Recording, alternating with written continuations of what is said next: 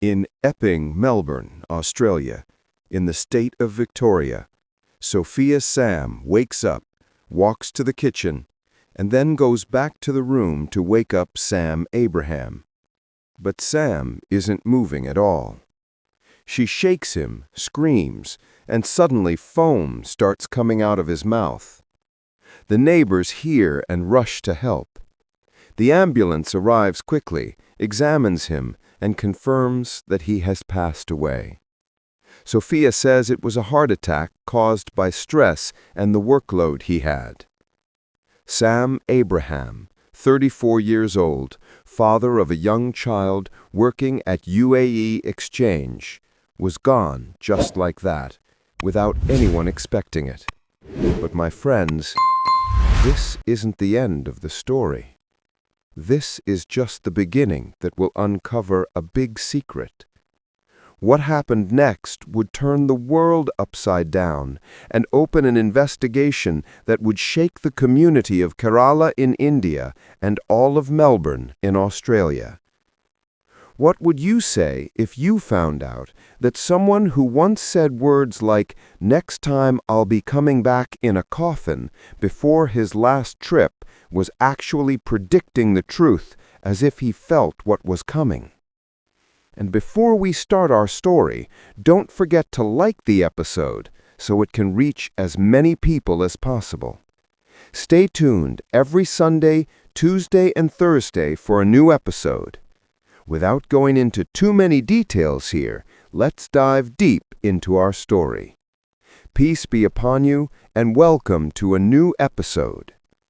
Our story today begins in Kuravalure, in Kollam district, in the state of Kerala, India.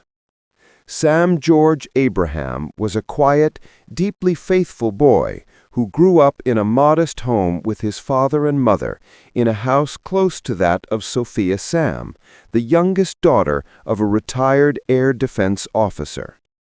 From childhood, Sam and Sophia would walk together to church every Sunday, and the chemistry between them was clear even as kids. An innocent friendship built on trust and the days they shared. That friendship gradually grew. During their college years, their bond transformed into a calm and steady love. In 2003, they promised each other that once they finished their studies, they would marry and build a stable future, living a quiet life together in Kerala or wherever they might choose. Sam went on to study for an MBA in Dindigul, Tamil Nadu, and he wrote letters and called Sophia every week. He dreamed of a life with her every single day, talking about the house they would build and the family they would raise. Sophia studied for an MSc in electronics at Mahatma Gandhi University in Kottayam, where she was also active in the church, helping with events and singing. But it was there in Kottayam that something happened which shifted the path of her life, something that would complicate the dream. In Kottayam, Sophia met Arun Kamalasan, a student of instrumentation engineering from Palakkad district in Kerala. Arun was confident and outgoing, and the two of them studied together. Their friendship soon grew into something deeper, and Sophia, though still tied to Sam since childhood, suggested to Arun that they could get married one day while talking about the future. Arun hesitated. He neither said yes nor step by step. After graduation, he worked at a local bank in Kerala, then migrated to Dubai in the UAE, and later moved to Oman, where he joined Lulu Exchange, a large currency exchange company. He sent money home to his family every month and dreamed of building a big house in Kuvalore, where he would bring Sophia and start a new life together. Sophia, on the other hand, went to Bengaluru to work at an IT company and later moved to the Rivendtpuram. But her longing for Sam eventually drew her back to him. In 2008, after Sophia threatened to withdraw from life altogether if marriage did not happen, and after Sam's mother was convinced by her kindness and the warmth she showed the family, despite Sam's father's initial opposition because he felt Sophia's family was not fully suitable, The two married in a traditional Christian wedding in Kerala. The marriage was a joyous occasion for both families, and in 2009, their son was born. Sam adored him, holding him every day, singing him church hymns, and planning to give him the best education and a secure future. To build a strong family like the one he had always dreamed of since childhood. Life went on peacefully for years, but beneath the surface, shadows slowly began to gather, like a small cloud growing larger. Sam and Oman worked long hours, sent money every month, and called Sophia daily to talk about their plans, either to return to India or migrate somewhere better together. Sophia secretly was sending messages to Aaron, who was now married with a child in Kerala, working as an engineer at a local company. The affair between Sophia and Aaron, which began back in Kottayam 15 years earlier, continued like fire smoldering under the ashes. They chatted weekly on apps like Facebook Messenger and planned brief secret meetings in Kerala whenever they visited family. In her handwritten diaries in Malayalam, Sophia wrote words that revealed her inner conflict. For example, in 2010, after giving birth, she returned to Kerala temporarily for family support. There, she contacted Aaron more often while telling Sam she was simply busy with the baby. Sam trusted her completely. In 2012, Sophia's elder sister Sonia, a nurse in Melbourne, encouraged her to migrate to Australia for better job opportunities in IT, telling her, "Here you'll find a better life for you and the child." With her MSc in electronics, Sophia applied for a job at an IT company in Melbourne, was accepted in early 2012, and moved there with her young son. She told Sam she would return soon after settling down, but the real reason was Aaron, who migrated to Melbourne in January 2013 on a student visa. A few months later, he sent his wife and child back to Kerala so he could be completely free to meet Sophia any time without restrictions. Sam, feeling the distance was pulling the family apart, requested a transfer to the UAE exchange branch in Australia, and by May 2013, he had joined them, moving into a house in Epping, Melbourne. From the outside, the little family seemed happy. Sam working long hours in currency exchange, Sophia in IT, their son growing up and attending an Australian school, with yearly trips every October back to Kerala for 2 weeks to see family. But over time, the tension became impossible to hide. Sam began noticing changes in Sophia. She went out frequently without clear reasons, avoided telling him exactly where she was going, and kept her phone guarded at all times, even carrying it around inside the house. Arguments began in 2014, small at first. Sam questioned her about strange late-night calls, but she brushed them off, saying it was work or chats with Sonia. Still, Sam felt something was wrong. He told his brother back in Kerala during a video call, "Something's not right. She's changed." But he tried to hold things together for the sake of their child, who was 4 years old at the time, saying, "For the boy, we need to stay strong." Meanwhile, Sophia kept writing in her diary daily, torn between longing and guilt. February 2nd, 2013. I'm waiting for you. February 8th. I wish to sleep in your arms. I want to be yours, but you are not mine. February 17th. Miss you a lot, dear. Can you hold me tight? March 8th. Why am I made with a rock heart? Why am I so cruel? Why am I so cunning? You make me do bad things. Why did you make me bad? April 12th. I feel proud to be yours. I just think if you are with me, I can reach heights. July 10th. I feel like running and coming close to you, but my heart is helpless. July 18th. Planning is always needed in what we do, and an idea without a plan is no more than a dream. Aaron, in his digital diary on this computer in 2013, wrote, "One day she will be mine, in this life or the next." She is the best match for me, but what to do? I am sure that one day she will be mine. This wasn't just love anymore. It was the beginning of a plan. Their affair rekindled even stronger in Australia after 15 years, since Catchum now included secret meetings in Melbourne every 2 weeks, and Sam became the obstacle that had to be removed for them to live freely. By 2015, arguments grew more intense. Sam accused her more directly, saying, "You're drifting away from me every day." She responded angrily, accusing him of being overly suspicious and mistrustful. But deep down, Sophia and Arun quit chatting every single day, secretly plotting how to live together without Sam, telling each other, "The time will come, but we need to be careful." Sophia and Arun decided that Sam had to die so they could live a normal life without restrictions, and they first considered different methods to choose the best one. Arun, who had been watching Sam's movements from afar, used information from Sophia about Sam's daily work schedule and routine when he left UAE exchange and when he returned home in February 2015. Arun proposed a fake robbery plan. They would abduct him on the road and finish him off. But Sophia said they needed something faster and less risky so they wouldn't be witnesses. They then thought about staging a car accident, with Arun following him in his car and ramming him. But they rejected the idea because it would be hard to control and Sam might survive or become suspicious. Arun looked for tools, bought handcuffs, ties, and cloths for strangulation, and they decided to kidnap him first in a quiet place, bind him, and finish him. In 2015, they carried out their first attempt. Sam parked his car at Lower Train Station in Melbourne after work on July 15th. Arun, disguised, suddenly got into the car and stabbed him lightly 3 times in the neck, cheek, and temple. He meant to strangle him or bind him with the cuffs, but Sam fought back fiercely, partially exposed the attacker's face, and Arun fled before the police arrived, leaving the tools in the car.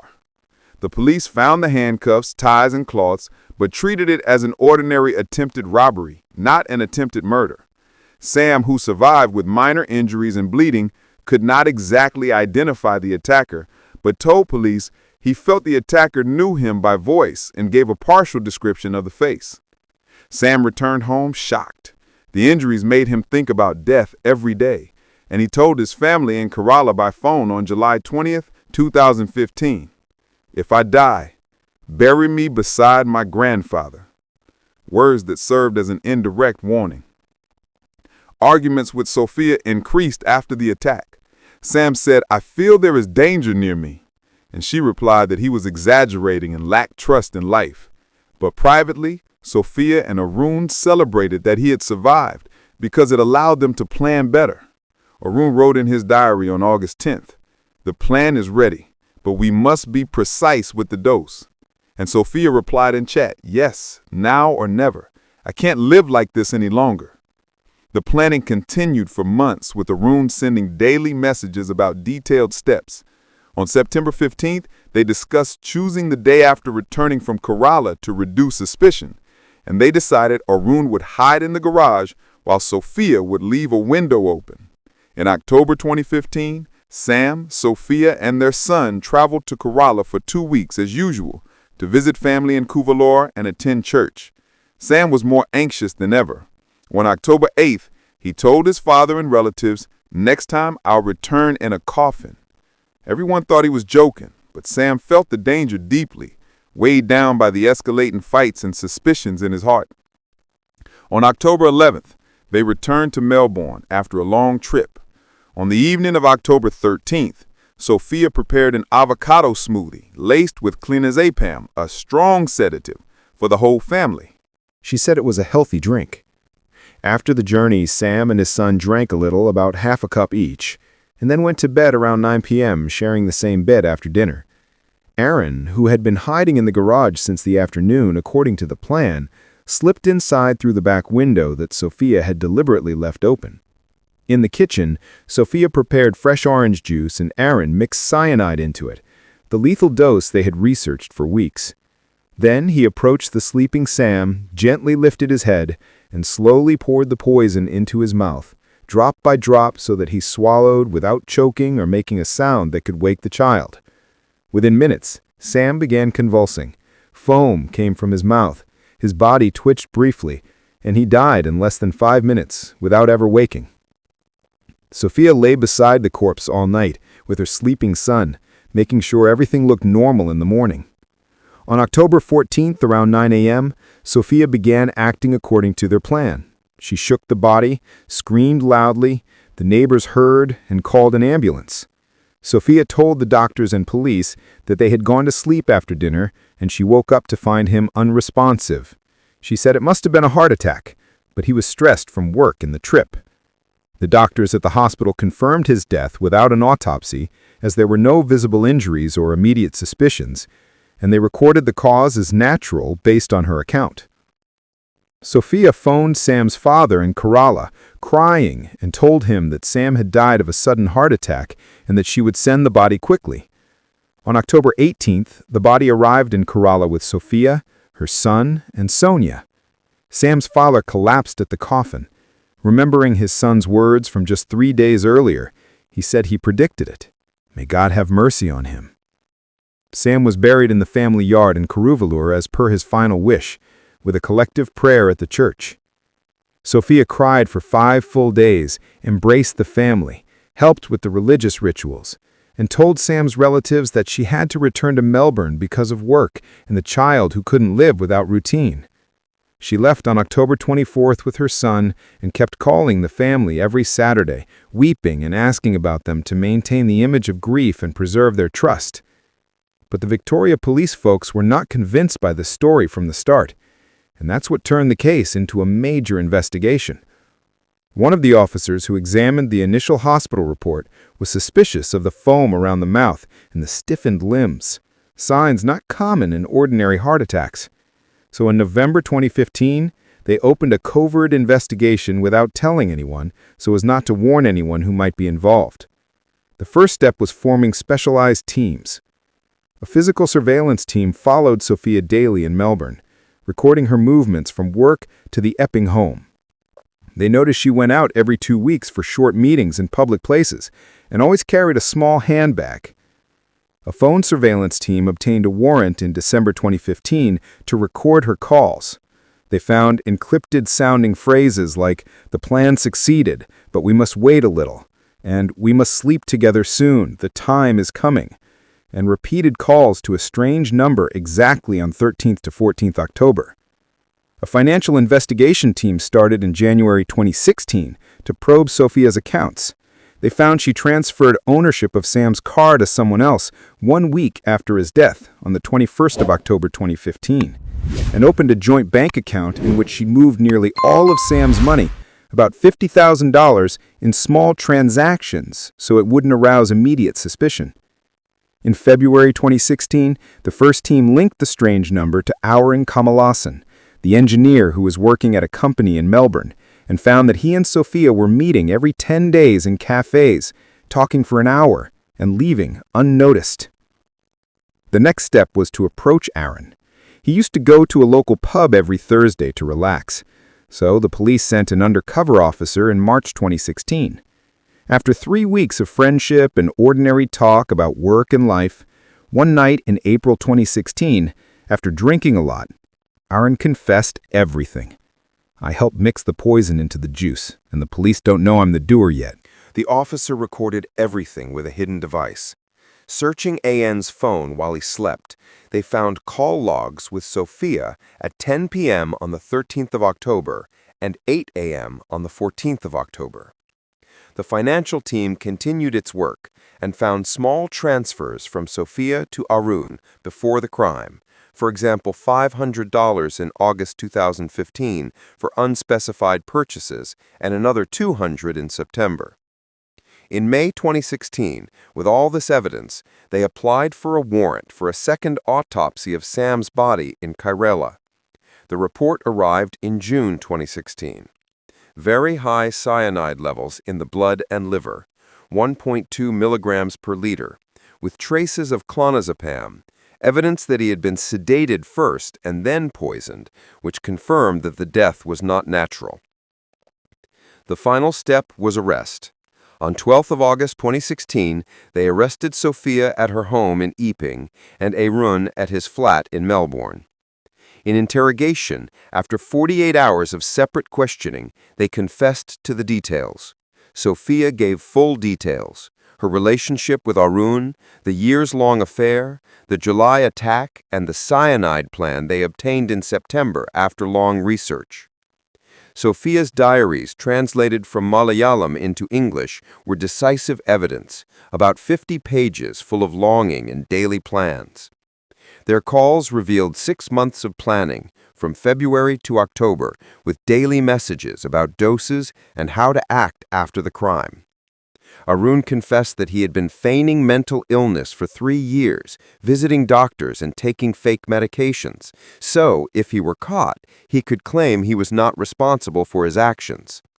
The trial began in January 2018 at the Victorian Supreme Court in Melbourne and lasted a full 4 weeks, with witnesses from both the police and the family. The prosecution presented the diaries, quoting from them before the judge, along with the audio recordings from the bar and the medical reports that confirmed the poison in detail.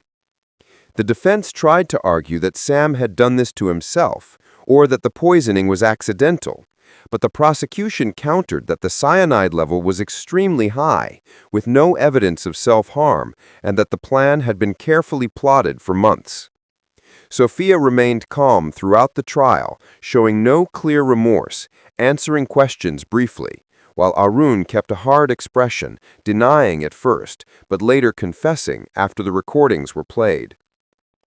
In February 2018, they were both convicted of premeditated murder.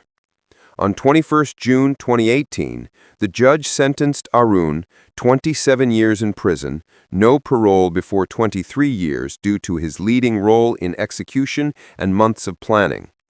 Sophia, 22 years in prison, no parole before 18 years for her full participation in deception, execution, and the incriminating diary entries. Sophia broke down in court, crying, saying, "I have a small child. He will be left alone without a mother or father." But the judge replied, "The child is better off without you, because what you did destroyed his family and his future." Custody of the child was given to his grandparents in Kerala after a long dispute with Sonia, who wanted to take him in to be close to her, but the court rejected this because of her close ties with Sophia and the risk of influence. In August 2019, Arun appealed in the Supreme Court of Victoria, and his sentence was reduced to 24 years with parole after 20 years, as the judge considered Sophia's and Arun's roles equal in planning and execution. However, Sophia's appeal was rejected in the same hearing, and it was ruled that she would remain in prison without change. Friends, this story reminds us that betrayal starts small, but can grow into a calculated crime. Justice may come late, but it comes step by step, just like in this case, after months of investigation. Sam, the kind man who sang in church and dreamed of a peaceful life with his family, became a victim of false love and greed. But today his child is growing up in Kerala with his grandparents, far away from this darkness and living a stable life. If this story made you think about trust and caution in relationships, share in the comments. What shocked you more, the months of planning or the drunken confession at the bar? If you liked it, don't forget to like, subscribe, and share this video so more people can hear that the truth always comes out in the end, and justice prevails. Thank you for staying with me until the end, and see you in the next episode. Goodbye.